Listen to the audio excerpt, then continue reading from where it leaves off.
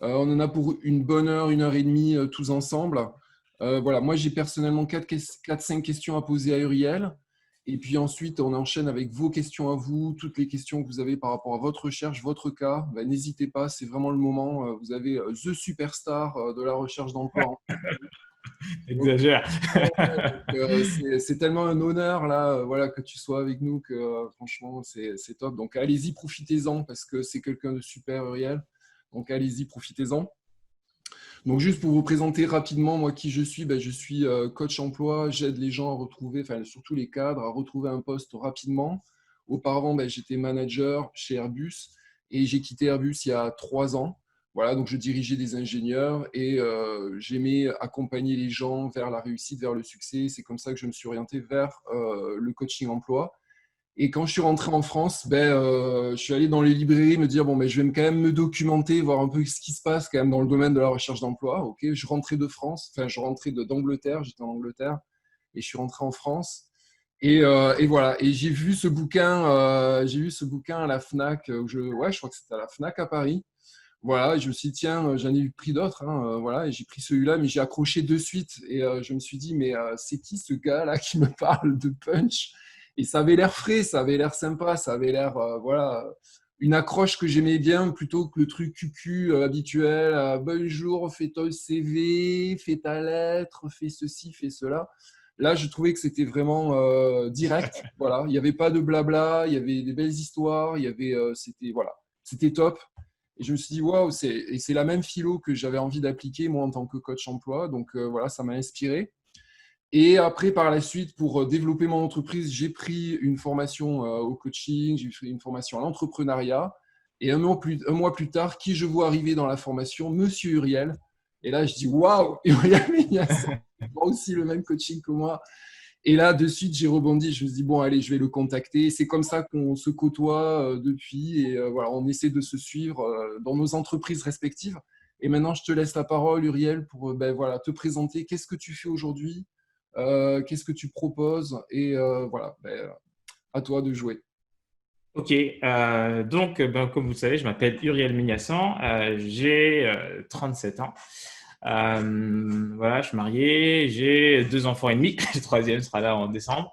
Dans la vie, en fait, je suis coach et je vais coacher les gens sur 3 domaines principalement. Donc, il y a l'emploi, c'est pourquoi je suis le plus connu. Il y a l'entrepreneuriat et il y a aussi les finances. Et en fait, tout ça, c'est vraiment connecté en fait à mon histoire parce que j'ai grandi dans une famille où il y a eu vraiment beaucoup de problèmes par rapport à l'argent.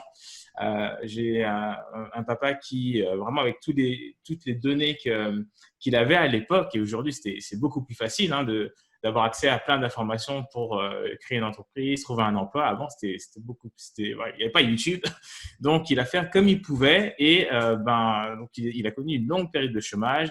Donc financièrement, c'était compliqué. Puis il s'est dit, tiens, je vais créer une entreprise. Et puis, ça n'a pas vraiment marché à ce moment-là. Donc c'était aussi compliqué. Et du coup, en fait, aujourd'hui, j'ai pris conscience il y a à peu près un an que je suis la solution que j'aurais adoré être pour ma famille à l'époque. Puisque aujourd'hui, je vais aider les gens à décrocher le job de leur rêve, parce que j'aurais bien aimé pouvoir aider mon papa à faire ça. Je vais aider les entrepreneurs à créer des entreprises qui fonctionnent, qui cartonnent même. Et donc, pareil, j'aurais bien aimé aider mon père à faire ça. Et je veux aussi aider les gens à avoir des finances carrées, qui soient salariés, entrepreneurs ou autres, parce que j'aurais adoré être cette aide-là pour ma famille à l'époque. Donc ça, c'est vraiment ma raison, en fait. Finalement, c'est ça qui m'anime. Et aujourd'hui, j'ai des clients un petit peu partout dans ces 3 domaines et je vais les aider, donc, soit à avoir une entreprise de rêve, soit à décrocher le job de rêve, soit à avoir des finances de rêve. Donc, vous voyez, je suis assez branché côté rêve. Voilà, ma spécialité vraiment par rapport à l'emploi, c'est d'aider les gens à faire un saut quantique dans leur carrière. Donc, l'idée, c'est pas de juste, je vais trouver un job alimentaire ou non, c'est vraiment qu'est-ce qui t'anime, c'est quoi tes compétences, pourquoi est-ce que tu veux faire ça. Et donc, je vais vraiment connecter les gens à leur pourquoi. Et ensuite, on va mettre en place toute la stratégie qui en découle. Et donc, c'est quelque chose qui est à chaque fois sur mesure. Mais vraiment, l'idée, c'est que les gens décrochent un job dans lequel ils sont épanouis et pas juste un job qui est bien, mais où ils vont faire un burn-out 3 mois après, où ils vont pas être bien dans leur basket quelques mois après. Donc, vraiment, le job de rêve. Voilà, donc, qu'est-ce que ça signifie? Ça veut dire, là, on va faire un saut quantique en termes de poste, en termes de responsabilité, en termes de salaire aussi. Hein. Donc, j'ai eu l'occasion d'accompagner des gens qui ont fait plus 10 000, plus 15 000, plus 50 000 en termes de salaire sur du brut annuel. Donc, ça va du technicien au cadre dirigeant. Voilà, donc je crois que j'ai un peu fait le tour. Donc, je vous ai raconté un peu mon histoire. Du coup, vous voyez un petit peu mieux qui je suis. Est-ce que c'est assez complet? Ouais, c'était nickel. Et juste avant qu'on démarrait, avant que tout le monde soit là, tu disais que tu avais une actualité aussi par rapport à tes bouquins. Honnêtement, je ne savais pas du tout, mais là, ça fait un peu genre promo, désolé pour les gens, mais il n'y a pas de souci. Parce que j'ai acheté ton bouquin, mais tu es en train d'en sortir 2 autres là. Donc, juste, si tu peux expliquer ça et après, j'enchaîne. D'accord. Ok, très bien. Donc, il y a celui-ci que vous connaissez peut-être, c'est le fameux livre jaune. Il fait mal aux yeux. Je l'ai écrit en 2017. Et en fait, quand je l'ai écrit, je me suis dit, je veux vraiment l'écrire pour qu'il soit valable pendant au moins 200 ans. Donc, beaucoup axé sur des principes. Et puis, j'ai lu beaucoup de livres. Hein. J'ai dévoré, je pense, toute la littérature qui existe sur la recherche d'emploi. Et c'est vrai que c'est cucul la praline la plupart du temps en termes de ton. Les conseils peuvent être bien, mais souvent, c'est très théorique et tout ça. Et donc, j'ai vraiment voulu écrire un livre comme je suis, qui me ressemble. Donc, j'écris comme je parle. D'accord? Donc, en fait, si vous entendez ma voix et si vous vous y habituez, quand vous allez me lire, vous allez vraiment m'entendre parce que je vais dire des trucs genre, ouais, super cool, boum, tchac, voilà. Donc, vous allez lire ces genres de choses. Et ce qui fait que la lecture se passe. Même j'ai des gens qui m'ont dit, je déteste la lecture, mais ton livre, j'ai adoré. C'est parce que j'écris comme je parle. Donc, ça, c'est le premier. Et le deuxième, c'est celui-ci, donc, qui s'appelle Le CV et la lettre de motivation. Mettez du punch dans vos candidatures. Il est aussi édité chez Erol, celui-là. Et il est sorti, je crois que jeudi dernier. Donc, voilà. Et le troisième, qui n'est pas encore terminé, en fait, que j'ai commencé aujourd'hui, mais que je dois rendre d'ici 6 semaines à peu près. C'est celui-là, ce sera sur l'entretien d'embauche. Donc, lui, il sortira plutôt en fin d'année. Il faut savoir que ces livres, le premier, je l'ai écrit en 6 semaines, alors que j'avais 6 mois pour l'écrire. Le deuxième, je l'ai écrit en 10 jours. Et celui-ci, je vais tester en 5 jours pour voir si j'en suis capable. Donc, je vous tiendrai au courant de l'évolution de l'écriture. Ok, génial. Bravo. Bravo Uriel, bravo pour cette énergie que tu nous donnes là. C'est bien, bravo pour ces challenges. Excellent. Donc moi, je voulais commencer avec 2-3 questions de mon côté et après laisser le micro aux gens qui ont des questions, qui veulent poser leurs questions qui les concernent à eux. Donc, je voulais comprendre, toi, imaginons, tu dois coacher une personne, justement, tu parles de temps limité là, pour écrire tes bouquins, parce que tu as aussi une activité d'entrepreneur, puis de vie familiale, etc. Donc, imaginons, là, tu dois coacher quelqu'un, tu as 3 conseils à lui donner. Et quels sont ces 3 conseils? Tu as très peu de temps. Tu as 10 minutes, tu dois donner 3 conseils. Quels sont ces 3 conseils principaux? Vraiment, le premier conseil que je vais te donner, c'est de travailler sur ses croyances. D'accord? Parce que selon le niveau de croyance que vous avez, vous allez soit vous ouvrir des opportunités, soit vous allez vous fermer des opportunités. Et ça, je ne suis pas le premier à le dire, loin de là. Mais en 2015, je cherchais vraiment quelqu'un qui avait un peu eu cette réflexion. Et je suis tombé par un type qui s'appelle Jean Pralong. Donc, Pralong, ça s'écrit P-R-A-L-O-N-G. Jean Pralong, c'est un psychologue, il est docteur en gestion. Et il avait fait une étude pour savoir finalement qu'est-ce qui est le plus important quand on recherche un emploi, en fait. Est-ce que c'est les compétences techniques? Est-ce que c'est les compétences relationnelles, etc. Et il s'est rendu compte que ça n'avait rien à voir avec les compétences, en fait. La capacité à trouver un emploi dépend d'une chose, c'est des croyances que vous avez en tête. Ça, c'est un point vraiment. Et il a écrit cette phrase qui dit « Ce ne sont pas les compétences, mais les croyances qui comptent pour retrouver un emploi. » Donc, ce que vous croyez va déterminer finalement le résultat que vous pensez possible. Si je vais vous donner des exemples. Là, vous êtes la plupart, j'imagine, en recherche d'emploi et vous avez plein de croyances en fait par rapport à votre recherche d'emploi. Il y en a peut-être qui vont avoir la croyance que là, en ce moment, c'est la crise, on est dans la crise du Covid, donc il n'y a pas beaucoup d'opportunités. Donc ça, c'est une croyance, et cette croyance va vous limiter dans votre mise en action. Il y en a qui vont se dire, moi j'ai plus de 50 ans et c'est difficile quand on a plus de 50 ans de retrouver un emploi. Ça, c'est encore une autre croyance. Alors que vous pouvez très bien changer vos croyances et vous dire, OK, qu'est-ce que je peux faire pour, même si j'ai 50 ans passés, faire en sorte que ce soit facile de trouver un emploi. Et donc, pour ça, vous avez besoin de changer votre niveau de croyance. Moi, j'avais pendant des années la croyance que le fait d'être noir en France, c'est un problème pour trouver un emploi. Parce que quand j'étais plus jeune, c'est un peu la croyance qu'on m'a donnée. On me dit, voilà, Uriel, quand tu te regardes, tu vois quoi? Je dis, je me vois moi.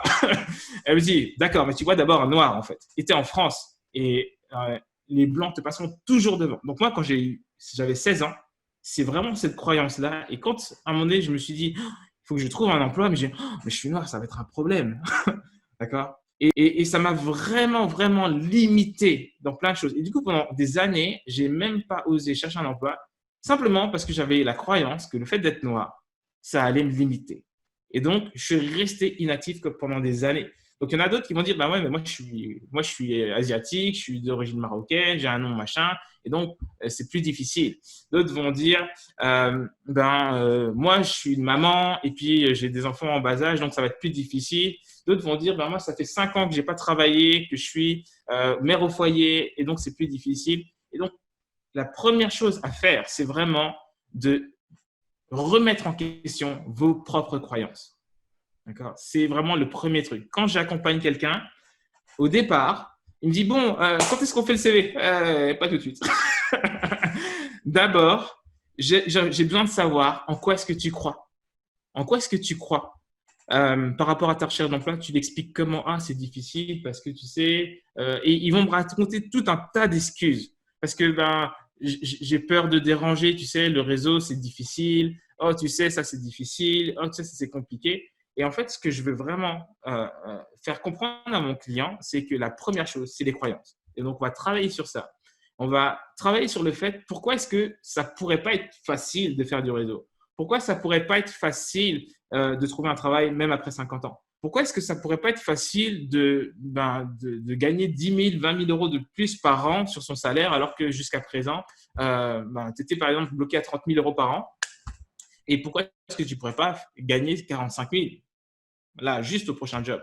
D'accord? Donc, on va remettre en question toutes les croyances qui sont établies et c'est à partir de là qu'on va commencer à pouvoir travailler. Parce que si, par exemple, vous avez la croyance que une croyance qui peut être limitante dans une recherche d'emploi, c'est que vous avez, par exemple, été élevé par des parents, un entourage qui vous a dit mon fils, ma fille, tu dois toujours te débrouiller seul. Donc, on ne va pas demander de l'aide. Donc, on se débrouille tout le temps tout seul. Et donc, quand on veut faire du réseau, par exemple, c'est solliciter de l'aide extérieure. D'accord? Et des gens qui ont la croyance qu'il faut absolument qu'ils se débrouillent tout seuls, ils peuvent faire du réseau tout seuls. Et ça ne marche pas à des masses, en fait. D'accord? Donc, si on veut arrêter de se limiter, la première chose à faire, c'est de remettre en question vos croyances. Et ensuite, c'est de là qu'on va pouvoir commencer à travailler. Donc ça, c'est vraiment le premier conseil, c'est travailler absolument sur vos croyances. D'accord? Posez-leur les questions et qu'est-ce qui fait que tu es vrai en fait? Qu'est-ce qui fait que tu es vrai? Sur quoi tu t'appuies? Oui, d'accord, il y a Pierre, il y a Paul, il y a Jacques, il y a Martine qui a galéré, mais est-ce que c'est une généralité? Il y a combien d'êtres humains sur la planète? Est-ce qu'il y a des exceptions? Ah oui, il y en a, mais comment est-ce qu'ils ont fait? Ok, et là, on va essayer de comprendre et on va déstabiliser cette croyance-là qui nous limite. Voilà pour le premier conseil. Est-ce que c'est clair pour tout le monde? Pour moi, ça l'est en tout cas. Ok, très bien. Alors, ça, c'est le premier conseil. Ouais. Le deuxième conseil que je donnerais, c'est prenez tout ce que les autres font, d'accord? Tout ce que les autres font et vous faites exactement l'inverse. D'accord? Faites exactement l'inverse de tout ce que les autres font. Par exemple, qu'est-ce qu'on a comme chose qui est faite? Ah oui, alors ça, c'est un truc. J'appelle ça la stratégie de la prière inefficace. Qu'est-ce que c'est? Donc, ça, je pense que ça va vous parler. Je demande souvent à mes clients, je fais, jusqu'à présent, comment est-ce que tu t'y prenais pour essayer de décrocher un job? Et la quasi-unanimité, c'est déjà, je vais chercher des annonces. OK. Ensuite, quand j'en trouve une, je prépare mon CV. OK. Et après j'envoie. J'envoie quoi? Ouais, t'envoies, d'accord. T'envoies ton CV, ta candidature. Et donc, en fait, si je schématise, je trouve un CV, je trouve une annonce, je fais le CV, je l'envoie. Et ensuite, je prie pour que ça marche. J'ai prié pour être en entretien. D'accord? Ça, mes amis, ça ne marche pas vraiment. D'accord? Ça peut fonctionner de temps en temps. Mais c'est pas tant. Et j'irai même plus loin. C'est qu'il m'est arrivé d'accompagner des gens qui avaient genre un CV à tomber par terre. Vraiment, un super CV. Et en passant par la stratégie de la prière, donc je trouve une annonce, j'envoie mon CV et je prie pour que ça marche, et ça marche très rarement d'ailleurs, et même eux, avec leur super CV, ça ne fonctionnait pas. Et donc, à un moment donné, même moi, dans mon métier de coach, je me suis remis en question. Je me dis, OK, jusqu'à présent, j'étais vraiment convaincu que les gens ne décrochaient pas de CV, d'entretien à cause de la qualité de leur CV. Et là, j'ai une personne, deux personnes, trois personnes qui ont des super CV, mais ils ne décrochent pas d'entretien quand même. Pourquoi? D'accord? Et en fait, je me suis rendu compte que j'ai eu l'occasion d'accompagner une personne qui avait le CV le plus pourri de la Terre. C'est un CV avec des trous partout. J'appelle le CV emmental. Donc, globalement, il y avait des expériences qui duraient une semaine, qui duraient un mois, qui duraient 2 ans. Tout était mélangé pêle-mêle comme ça. Et cette personne, elle décrochait systématiquement des entretiens. Mais alors, systématiquement. Et là, je me dis, là, il y a un truc que je ne comprends pas. C'est pas normal. C'est pas juste, c'est pas logique. Et j'ai commencé à analyser, en fait, la manière dont elle candidatait. Et je me suis rendu compte d'un truc. C'est qu'elle ne faisait pas la stratégie de la prière inefficace. Et ce qu'elle faisait, c'est de dire, elle appelait les recruteurs, notamment, et elle leur disait, en fait, elle se vendait au téléphone directement. Et elle négociait directement un entretien. Et quand on lui demandait le CV, elle disait, bon, par contre, je vous préviens tout de suite que mon CV n'est pas à jour et voilà. Mais je vous l'envoie quand même parce que vous le demandez. Et donc, la personne recevait ma cliente en entretien alors que le CV était, mais laissez tomber. Je vous le montrerai, vous rigolerez. Mais comme elle s'était vendue au téléphone, elle avait sécurisé sa place en entretien. Et donc, je me suis rendu compte que on peut finalement, le degré de qualité de votre CV, il est important, mais il n'est pas prépondérant. C'est-à-dire que vous avez plus de chances de décrocher des entretiens en optimisant votre processus de candidature en misant tout sur le CV et en espérant que ça marche. Donc, du coup, depuis cette expérience qui date d'il y a quelques années maintenant, ce que je fais, c'est que systématiquement, dans le process, on va déjà valider pas mal de choses au téléphone notamment, mais pas que. On va faire un petit peu de réseautage et on va vraiment sécuriser jusqu'à ce qu'en fait, on se débrouille pour que ce soit le recruteur qui dit ça m'intéresserait vraiment de voir votre CV. D'accord? Et tant qu'on ne le demande pas, on ne l'envoie pas. Ça, c'est vraiment la règle. Donc, si vous voulez avoir un entretien, déjà, vous avez beaucoup plus de chances si vous faites en sorte que ce soit le recruteur qui sollicite votre candidature. Donc, c'est pour ça que la première chose, c'est ça, c'est qu'est-ce que les autres font et tout ce qu'ils font, c'est exactement ce que je ne vais pas faire. Alors, je vais faire exactement l'inverse. Les gens envoient des CV, moi, je vais faire en sorte qu'on me les demande et je les envoie que si on me les demande, par exemple. Ça, c'est un exemple. Mais au niveau de l'entretien, au niveau de la négociation de salaire, au niveau de tout, faites exactement l'inverse parce que c'est une manière très simple, en fait, de se démarquer. OK? Excellent. Excellent. Est-ce que là-dessus, est-ce que ça parle? Est-ce que c'est clair pour tout le monde? Ouais. OK, pour Marilyn. Dans le chat, oui, parfait. OK, super. Ouais. Troisième conseil, puisque tu m'en as demandé 3. Oui, c'est ça. Le troisième conseil, c'est de… Alors, je sais que ce n'est pas le truc le plus drôle et si vous êtes fâché avec les maths, il va falloir trouver un moyen de se réconcilier un petit peu avec, mais c'est vraiment de mesurer les effets de vos actions. Je rencontre trop souvent des personnes qui vont, par exemple, je sais pas, ils me disent, Uriel, j'ai envoyé 150 candidatures, 200 candidatures, 1800 candidatures et j'ai pas d'entretien. D'accord? Et moi, je suis là, mais moi, au bout du 10e, j'aurais déjà arrêté, quoi. Au bout du 10e, je dis, OK, j'ai envoyé 10 candidatures, j'ai pas eu un seul entretien, il y a un truc qui coince. Quoi? D'accord? Donc, le fait, c'est vraiment de mesurer vos actions. Mesurer finalement le taux d'entretien que vous décrochez. Mesurer le nombre de contacts que vous arrivez à atteindre lorsque vous faites du networking, du réseau. Mesurer le nombre de relances nécessaires. Mesurer vraiment tout parce que ça va vous aider, ça va vous permettre ensuite de simplement dire, bon, là, visiblement, cette action, elle n'est pas efficace parce que je n'ai pas de bons résultats. Donc ça, je vais arrêter de le faire.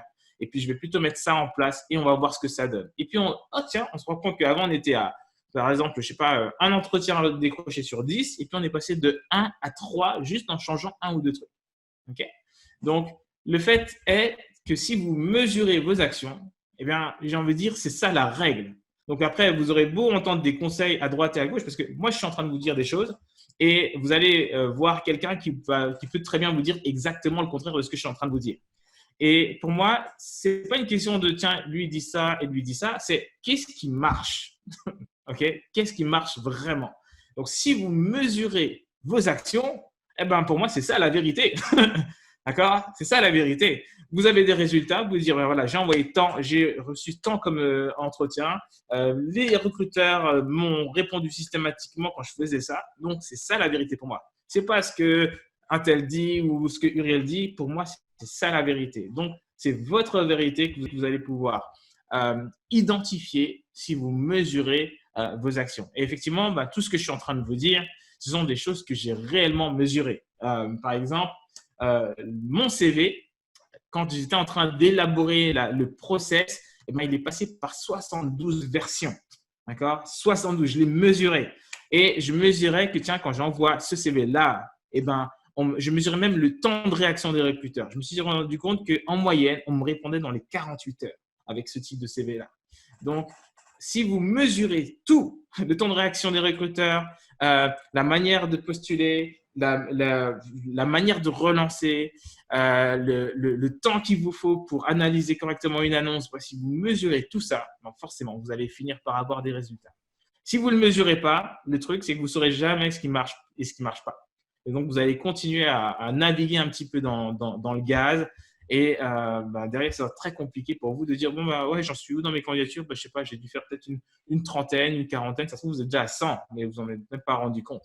Donc, mesurez vos actions. Donc, si je récapitule, globalement, travaillez sur vos croyances. Ça, c'est la première chose.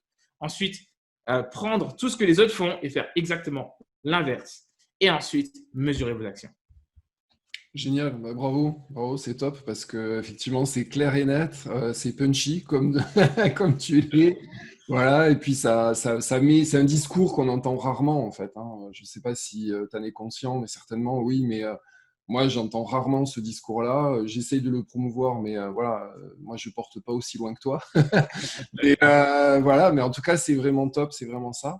Donc j'ai encore une autre question, une ou deux questions, et après on peut pas. Il y avait déjà des questions dans le chat et on les reprendra. Oui, non, mais c'est certain, de toute façon. Je pense de toute façon qu'il faut que j'avance là-dessus. Et puis, et là, en fait, ça me fait. C'est compliqué parce que du coup, j'ai commencé ma période de chômage en étant avec mon conjoint. Est-ce que Olivier, donc, j'étais jamais toute seule. Je vais essayer de désactiver le micro. Et puis, là, je me retrouve un petit peu face à moi-même du fait qu'il y a. Voilà, donc excusez-moi Christine, là j'ai dû couper votre micro. J'enchaîne juste avec une ou deux questions de mon côté. Et puis ensuite, on pourra passer à votre question. Qu'est-ce que je voulais donc ce que je voulais te demander, Uriel, c'était donc par rapport à la situation actuelle. Donc on sait qu'il y a le Covid, etc. Qu'est-ce que tu vois, toi, qui doit changer en termes d'attitude ou en termes de candidature, en termes de recherche active? Qu'est-ce qui doit changer pour justement réussir par rapport à cette situation actuelle? Ok. c'est une question que à peu près tous mes clients, qu'ils soient entrepreneurs ou salariés en recherche d'emploi, me posent en ce moment. Et la réponse est la même. Je dis, mais on est dans une période géniale.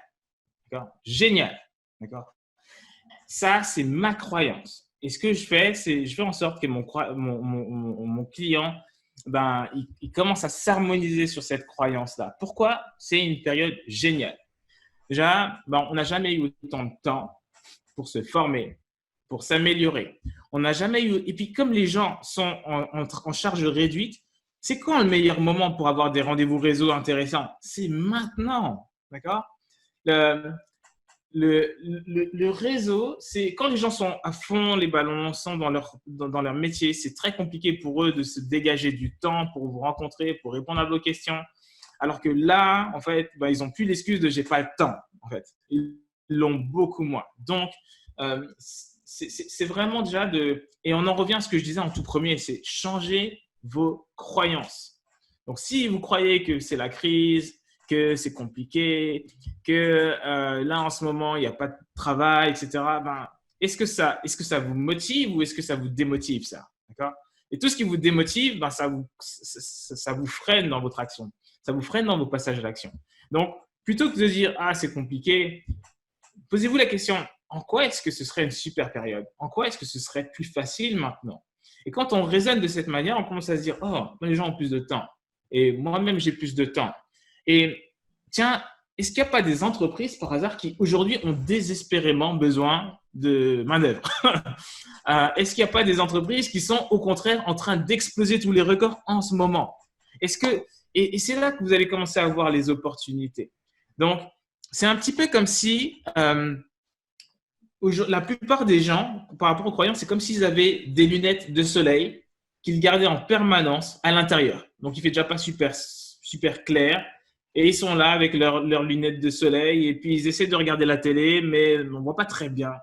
Et puis, moi, j'arrive, je dis, hey, enlève tes lunettes. Et tu te rends compte que là, maintenant, c'est hyper clair. Il y a plein d'opportunités. Bah, c'est exactement ça. Le fait de travailler sur ses croyances et notamment celle que c'est une crise qui génère forcément des opportunités. Ça va déjà changer rien qu'une chose, c'est votre posture, c'est votre énergie. Vous n'allez plus vous dire, ah, c'est compliqué, ah non, c'est génial. Et je peux me mettre en action. Donc, vraiment, c'est déjà changer votre posture. Ensuite, identifier où sont les opportunités. C'est qui les entreprises qui recherchent en ce moment, qui ont besoin en ce moment, qui cartonnent en ce moment?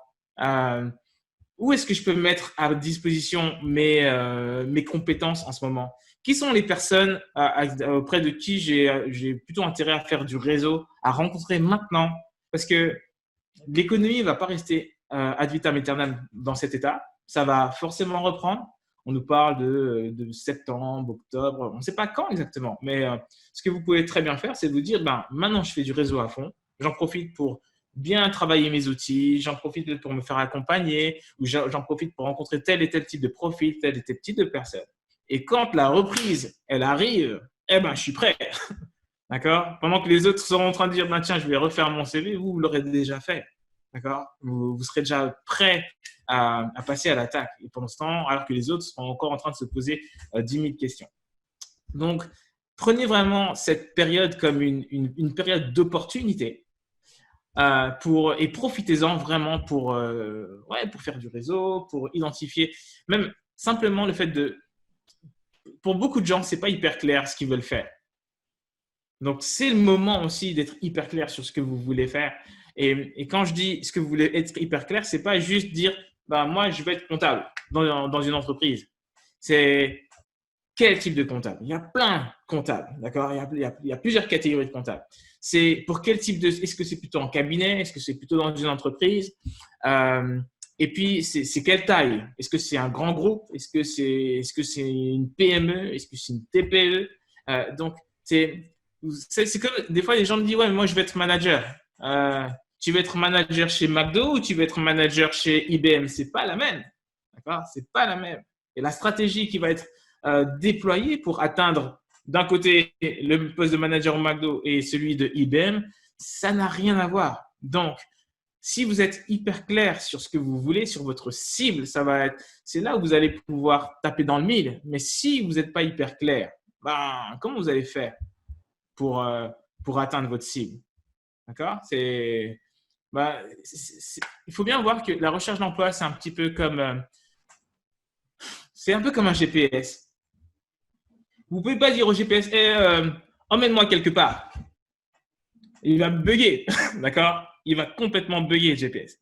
Mais si vous lui dites, amène-moi 20 rue Saint-Martin, par exemple, là, il va dire, OK, ben, tourne à gauche, tourne à droite, et ainsi de suite. Et ben, votre job de rêve, c'est la destination. Et donc, si vous voulez pouvoir avoir les consignes pour savoir où il faut tourner à gauche, où il faut tourner à droite, eh ben, vous avez vraiment besoin d'être clair sur ce que vous voulez faire. Ça veut dire être clair sur le salaire, être clair sur le type de responsabilité, être clair sur le profil de l'entreprise, être clair sur la culture de l'entreprise. Et là, on est dans une période royale pour justement chercher toutes ces informations auprès des personnes qui peuvent vous renseigner.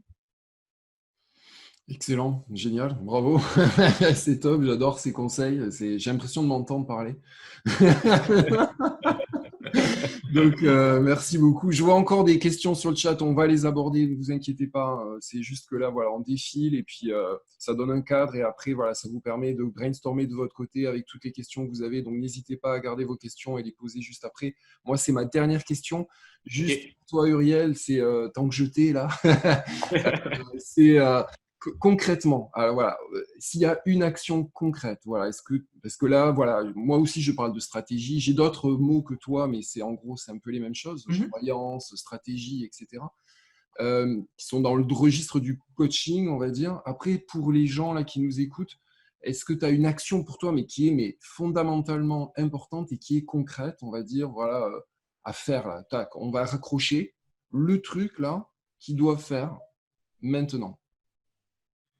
Il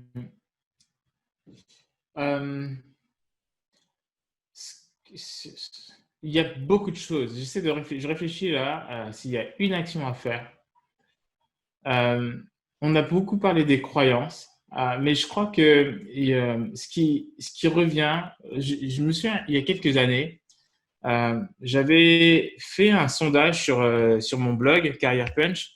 Et j'avais à peu près 1 millier de personnes qui étaient inscrites à l'époque. Et je leur ai posé cette question. C'est quoi votre problème numéro 1, en fait, dans votre recherche d'emploi? Et vraiment, je m'attendais à ce que les gens me disent « Ah, ben moi, c'est le CV, moi, ou c'est la lettre de motivation, ou non, mais je ne suis pas bon en entretien. » Je m'attendais à des réponses de ce genre. Et en fait, la réponse numéro 1 était je manque de confiance en moi, ou j'ai perdu confiance en moi, ou je n'ai absolument plus confiance en moi et en mes capacités. C'était le problème numéro 1 et de très, très, très loin. Et en fait, maintenant, c'est évident pour moi. Mais à l'époque, c'était vraiment une vraie claque. Je me dis, mais comment ça se fait que les gens ont perdu confiance en eux? Et quand je leur posais la question, qu'est-ce qui fait que vous avez perdu confiance en eux? Il y avait plusieurs facteurs. Ce qui revenait souvent, c'était déjà une incapacité, en fait, à savoir exactement en quoi son profil est particulier. D'accord? C'était vraiment la raison, j'ai envie de dire, numéro 1. Donc, ils ont perdu confiance en eux parce que finalement, ils ne savent pas valoriser leur profil. Donc, je pense que si maintenant on devait raccrocher et il y a une action qui est claire, c'est est-ce que vous êtes clair sur comment est-ce que vous pouvez valoriser votre profil? Et quand je dis valoriser votre profil, ce n'est pas dire la même chose que quelqu'un qui a exactement le même parcours que vous pourrait dire. D'accord? C'est qu'est-ce qui fait que vous êtes unique. D'accord? Je ne peux pas accompagner une personne sans ça, sans savoir en quoi elle est unique. C'est quoi son histoire? Et souvent, l'exemple que je prends, c'est imaginez maintenant que vous avez un frère ou une sœur jumelle et vous avez fait exactement la même chose. D'accord? Vous êtes allé dans la même école maternelle, ça c'est normal. Vous avez fait le même collège, le même lycée. Et puis, comme si ça ne suffisait pas parce que vous ne pouvez pas vous lâcher, vous faites exactement les mêmes études et vous décrochez le même poste dans la même boîte. D'accord? Donc, imaginez un peu ça. Et donc, là, il y a une crise, genre Covid, qui arrive. Et là, l'entreprise dit, ben, écoutez, on ne peut pas vous garder et vous vous retrouvez tous les deux ou toutes les deux sur le carreau.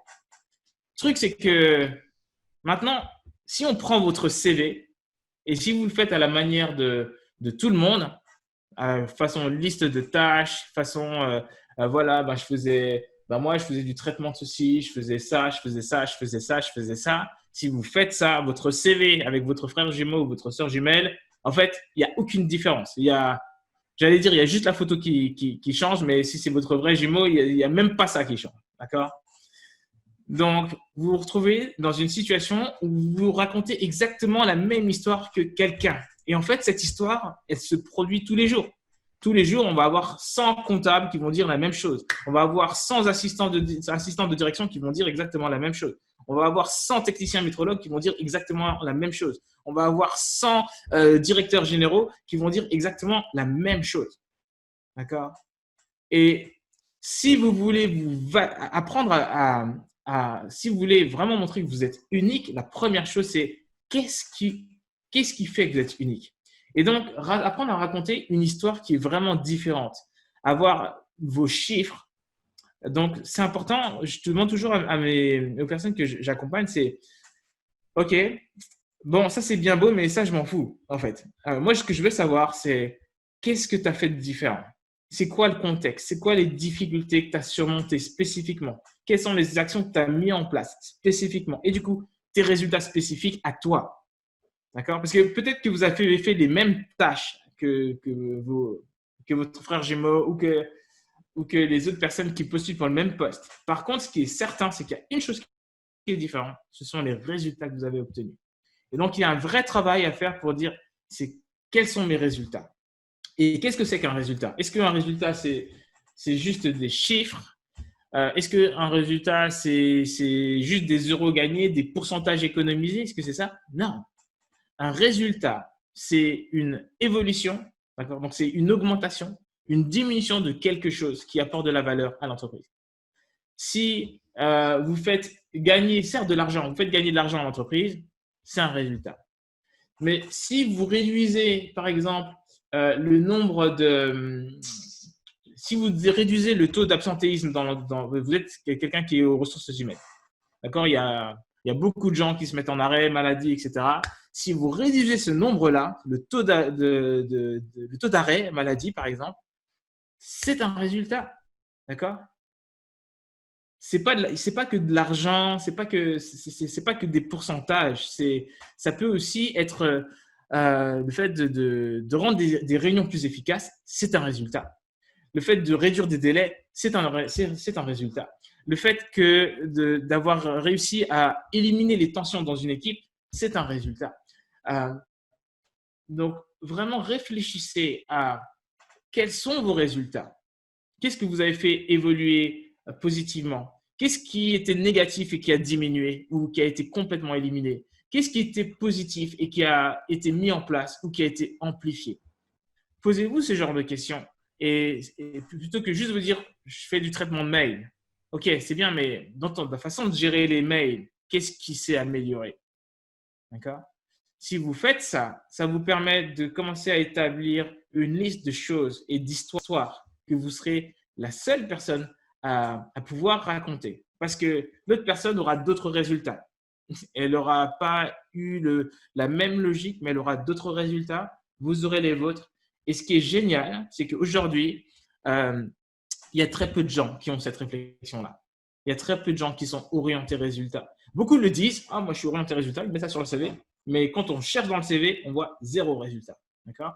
Donc, l'idée, c'est vraiment ça, c'est chercher qu'est-ce qui vous distingue, qui vous démarque, et vous avez des chiffres. Et non, ce n'est pas péché de parler de chiffres, c'est même très bien, parce que c'est la seule manière qui permet aux gens de vous démarquer.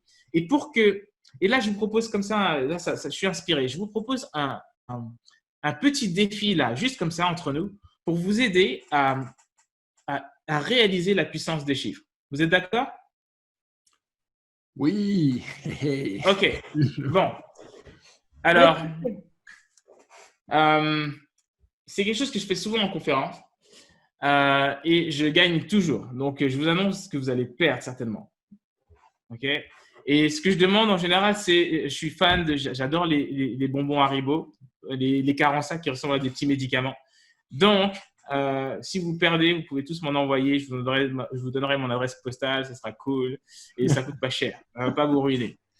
Mais disons maintenant qu'on va faire un jeu. Et dans ce jeu, moi, je pense à un jardin. OK? Je pense à un jardin et ce que vous allez faire, c'est que vous allez essayer de deviner à quel jardin je pense. Mais je vais vous donner des indices. OK? Et une fois que la première manche sera terminée, je vous demanderai alors, je pense à quel jardin et vous devrez me dire à quel jardin je pense. Et si vous gagnez, pas besoin de m'envoyer des bonbons. C'est bon? OK. Donc, je vais vous demander de fermer les yeux. OK? Fermez les yeux. Oui, tout le monde, Marilyn, Marie-Claude, oui, fermez les yeux. Et ce que vous allez simplement faire, c'est maintenant, vous allez juste vous concentrer sur ce que je vous dis. Donc, on est dans un jardin et dans ce jardin, il y a des fleurs. OK? Il y a des fleurs, il y a de l'herbe également. Et puis, si vous vous concentrez bien, vous entendez les petits oiseaux qui chantent. Et toujours dans ce jardin, vous commencez à regarder un peu à gauche, à droite, et puis vous levez les yeux au ciel et vous voyez que le soleil brille. Et ça tape sévère d'ailleurs. OK. Ouvrez les yeux. Et maintenant, dans le chat, vous allez me dire quelle taille a le jardin que je viens de vous décrire. OK. Quelle taille a le jardin? Je vous attends. Est-ce qu'il fait 20 mètres carrés? Est-ce qu'il fait 30 mètres carrés? Est-ce qu'il fait 2 arts? OK. Donc, Marine, illimité. Illimité, ça ne veut rien dire. C'est quoi la taille? 3000 mètres carrés, 30 mètres carrés, 50 mètres carrés, 300 mètres carrés, 1500 mètres carrés. OK. 1 hectare. Voilà. OK. 100 mètres carrés. Bon. Donc, je ne vais même pas vous demander à quel jardin je pense parce que vous êtes complètement à côté de la plaque. D'accord? Mais complètement. Alors, on peut se dire maintenant, donc je vais vous donner mon arrêt juste après, comme ça vous pourrez m'envoyer les Haribo. Mais juste avant, je veux juste savoir, c'est la responsabilité de qui si vous avez tous perdu? Est-ce que c'est vous qui ne captez pas bien ce que je dis ou est-ce que c'est moi qui n'ai pas été assez précis? Qu'est-ce que vous en pensez? Florence, comment se faire offrir des Haribo faciles? Ah ouais, c'est clair. Hein. C'est toi, car manque de précision, Marie-Claude. Ah, Marie-Claude, Maréchal. Eh oui, on se connaît en plus. OK. Nous n'avons pas demandé de détails. Ouais, on peut dire ça. Mais finalement, c'est 100% ma responsabilité. Et en fait, ce qui vient de se passer là, c'est exactement ce que vous faites avec votre CV. Vous dites, oui, traitement de mail, gestion d'équipe, etc. Et on ne sait pas de quoi vous parlez. Pourquoi? Parce qu'il n'y a pas d'indication précise. Quelle taille a l'équipe? Quelle taille les traitements de mail? C'est quoi? On ne sait pas. Donc, moi, je vous ai donné des informations dont on se fout. Je vous parlais de petits oiseaux qui chantent, le soleil qui brille, l'herbe, les fleurs. Mais ça ne vous a pas aidé à juste imaginer et avoir un véritable aperçu du jardin. Okay? Donc, impossible de gagner dans ces conditions. Et c'est pareil, quand un recruteur voit un CV dans lequel il n'y a pas d'informations clés, il n'y a pas d'informations chiffrées, et bien à ce moment-là, il ne peut absolument pas imaginer de quoi vous parlez. Et ce qui se passe, et ça, c'est vraiment le fonctionnement de notre cerveau. On est vraiment conçu comme ça. C'est-à-dire qu'à partir du moment où il n'y a pas de précision, l'esprit humain, qu'est-ce qu'il va faire? Il va systématiquement minimiser les informations. D'accord? Il va systématiquement minimiser les informations. Donc, si maintenant, là, je vous ai parlé d'un jardin sans vous donner de précision et en moyenne, on était à 50 mètres carrés. D'accord? Il y avait quelques 3000, il y a 1 hectare, mais les autres, c'était 50 mètres carrés, pas plus. OK? Et donc, c'est pareil pour un recruteur. Vous ne donnez pas d'éléments, il va se dire, bon, OK, ça doit être une équipe de 2 personnes ou de 3 personnes. Alors que peut-être que vous, en tête, vous aviez une équipe de 80 personnes. OK? Donc, ce que je vous propose là, Donc, je vais vous donner une chance d'annuler la dette de bonbons Haribo. On va faire le deuxième round et je vais vous donner plus d'informations. OK? C'est parti. Donc, fermez les yeux à nouveau. Et cette fois-ci, maintenant, je vais vous donner un maximum d'informations. Donc, on est toujours dans ce jardin. Et on marche ensemble. Voilà, on est tous les deux, on est en train de marcher, on discute. Et puis, ça fait quand même 5 minutes qu'on marche. Et puis, on se rend compte que derrière nous, il y a encore une grande allée. Devant nous, il y a une autre grande allée. Et puis, un peu plus loin, à peu près à 200 mètres, on doit avoir une énorme statue, pas une statue, pardon, une composition florale qui fait 18 mètres de haut. Et en fait, ça représente Mickey Mouse. Donc, ouais, c'est vraiment Mickey Mouse. 18 mètres de haut et entièrement composé de fleurs. Et puis, on continue à marcher un petit peu à droite. Et là, il y a un énorme A380, grandeur nature, entièrement composé de fleurs. Et puis, on continue encore à marcher. Et là, il y a un guide qui nous explique que ce jardin-là dans lequel on se trouve, il fait l'équivalent de 11 stades de football. Et on continue encore à marcher. Et là, on voit encore un autre une grande composition qui doit faire à peu près 20 mètres de haut, complètement composée de fleurs aussi. Et là, on nous indique qu'il y a 8 millions d'espèces de fleurs différentes dans ce jardin. OK, ouvrez les yeux maintenant. Et je vous pose la question, quelle taille a le jardin?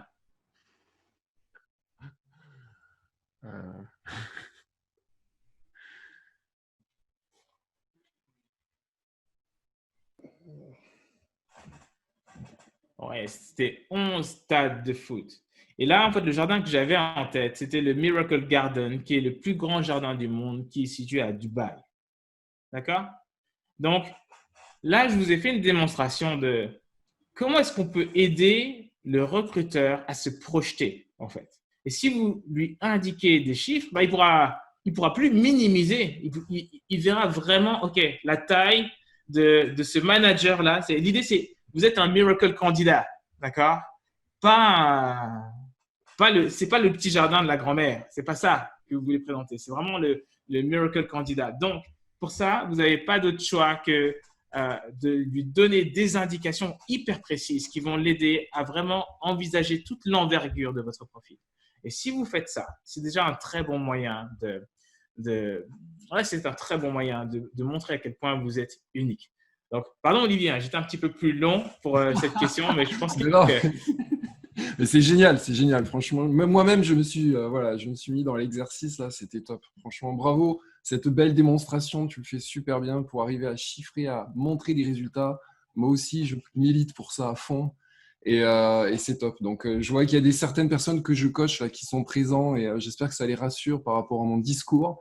Et voilà, et puis d'autres personnes que je coache pas et qui, là aussi, j'espère, prennent bonne conscience là, qu'effectivement, c'est hyper important de permettre aux recruteurs de visualiser qui vous êtes et en un clin d'œil, quoi, en 5 secondes.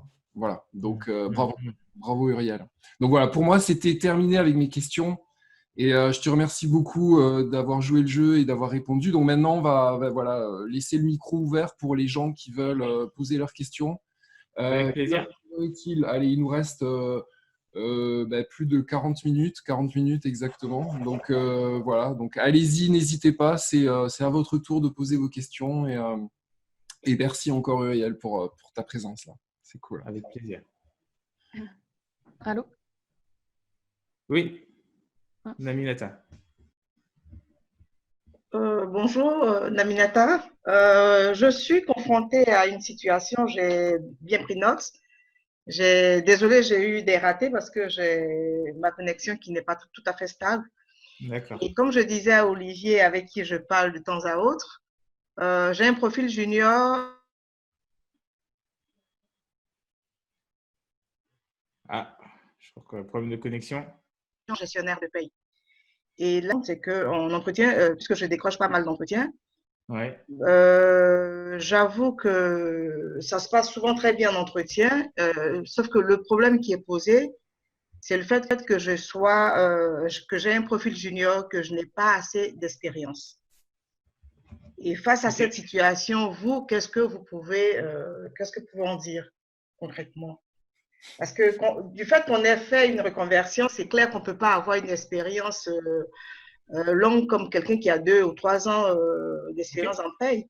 C'est clair. C'est vrai. Mais si on ne nous donne pas notre chance, si on ne nous donne pas la possibilité de se faire la main, on n'aura jamais cette expérience-là. C'est certain. Et donc, face à une telle situation, qu'est-ce qu'il faut faire? Ok. Il y a un truc qui n'est pas logique, Naminata. Et Oui. c'est vrai, c'est un peu comme ça, mais tu vois, Naminata, c'est si vraiment c'était le problème d'expérience, en fait, bah, tu ne serais même pas convoqué en entretien. Il y a de fortes chances que tu ne serais même pas convoqué en entretien. Parce qu'on voit directement sur ton CV que tu es une junior. Donc, on ne peut pas te faire venir en entretien et simplement te dire que bon, bah, tu es junior. C'était marqué sur le CV, logiquement. Donc, ce que je crois, et c'est vrai que pour l'instant, la vie m'a vraiment donné raison sur ce point, c'est que c'est plus une mauvaise excuse, en fait. Je me souviens avoir eu plusieurs clients comme ça qui étaient dans cette situation. Ils disaient, mais moi, je n'ai pas assez d'expérience. Et comme toi, ils disaient, mais si on ne me donne pas ma chance, comment est-ce que je peux faire? Mais ce n'est pas une question de niveau d'expérience parce que autrement, on ne vous convoquerait même pas.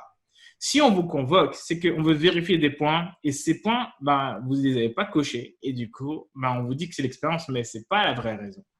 Donc, la première chose que je ferais, et c'est ce que j'ai dit à mes anciens clients, c'est déjà challenger les recruteurs. Demandez-leur des explications. Et si on vous dit oui, mais c'est l'expérience, monsieur, vous avez vu mon CV. Vous saviez que j'avais pas beaucoup d'expérience. Donc, c'est quoi la vraie raison? Comme ça peut m'aider, moi, pour continuer. Et donc, généralement, ce qui se passe, alors, il y a 2 cas de figure. Il y a ceux qui vont continuer à faire un peu les hypocrites et vous diront pas vraiment. Et il y a ceux qui vont être honnêtes et qui vont dire, écoutez, en fait, vous ne nous avez pas rassuré sur votre capacité à être opérationnel rapidement. C'est le genre de choses qui peut arriver assez souvent. D'autres vont dire, écoutez, on ne vous a pas senti motivé. D'accord? Et moi, je me souviens, j'avais un client comme ça.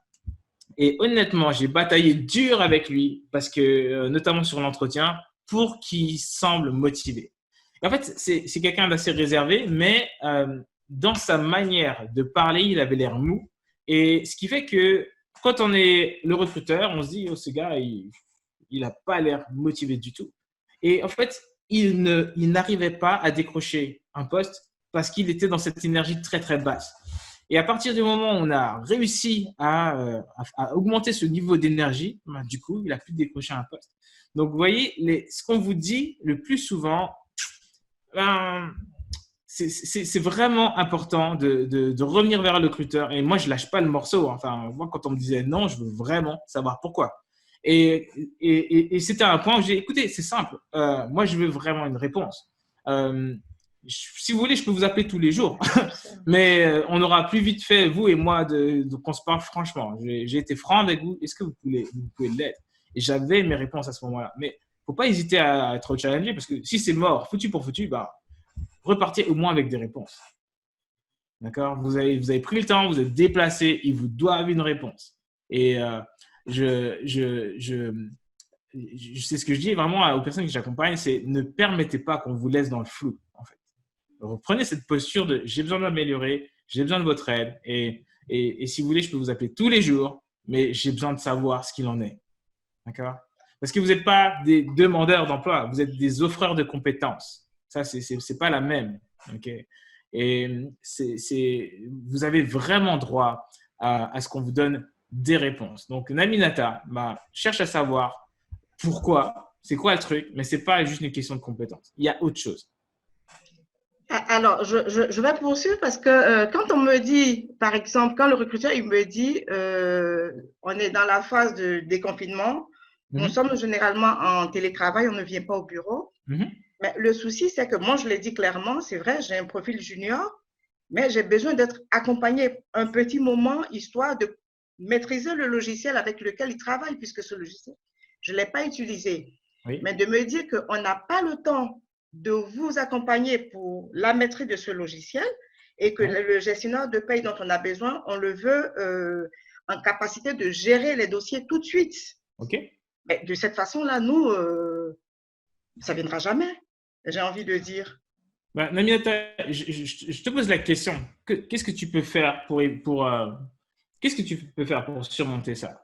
Alors, pour surmonter cela, moi, ce que je fais, je vais sur YouTube et je travaille sur les différents logiciels que je peux avoir à disposition. Okay. Donc, de me former pour être en capacité de répondre à ce recruteur-là, par exemple. Par exemple, ouais. Donc, ce que je fais, puisque je ne travaille pas, donc je vais régulièrement sur YouTube et je me forme toute seule. Bah, c'est ça. Okay. C'est une très bonne solution. Mais je trouve que c'est quand même injuste du fait qu'on soit en reconversion, mais de cette façon-là, comment est-ce qu'on peut encourager les… Ça a coupé de nouveau. Mais Naminata, c'est… Si on ne nous donne pas d'idées, retrouver du travail, moi je trouve que ce n'est pas juste. Mais c'est la vie, j'ai envie de te dire, Naminata. Et il faut que tu fasses avec. Oui, malheureusement, on n'a pas le choix. On est obligé de faire avec. Et je suis d'accord avec toi, c'est pas juste. Mais j'ai envie de dire, on s'en fout.